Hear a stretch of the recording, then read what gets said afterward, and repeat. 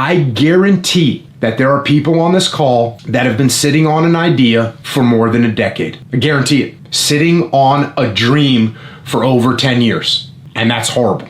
That's where dreams die. That's where ideas die. That's where projects die. So, how do you go about overcoming this? How do you actually go about overcoming this? And what you do is you take action. And listen, the action doesn't need to be huge. You probably heard me say this, I write 1,000 words a day. When I gotta write a book, I write 1,000 words a day. I don't care if I write 7 words. In an hour, I write 7 words. Okay, at least I tried. And the next day, I'll write more. But to do nothing, to write 0 words, the difference between 0 words and 7 words is infinite. So you have to take some kind of action. This is what's cool. Right now we're running the Def Reset. And one of the things on the Def Reset is to write down the top 3 things you need to do. And then you go do those 3 things. That's why we have that in there. And you know, I had this conversation with Jordan Peterson, like, imagine if you do what you're supposed, imagine if you wrote down the 3 things you need to do tomorrow, and then tomorrow you woke up and you did them. And then imagine if you did that for a week, and then imagine if you did that for a year, and then imagine if you did that for 5 years. Where would you be in life? Totally different place. But that hardest step is that first step, to break the gravitational pull. Break the gravitational pull, stagnation.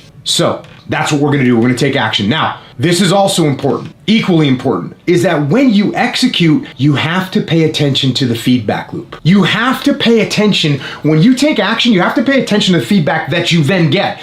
Is the action that you took, is it having the desired effect that you want?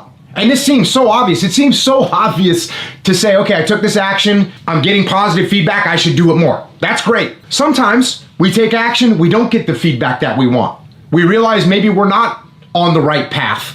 And instead of adjusting, we keep trying the same plan, we keep trying the same maneuver, we keep trying the same tactic, even though it's not working. And by the way, that's something that causes a lack of execution, because people think when they execute that whatever they do is written in stone. And it's not. Nothing's written in stone.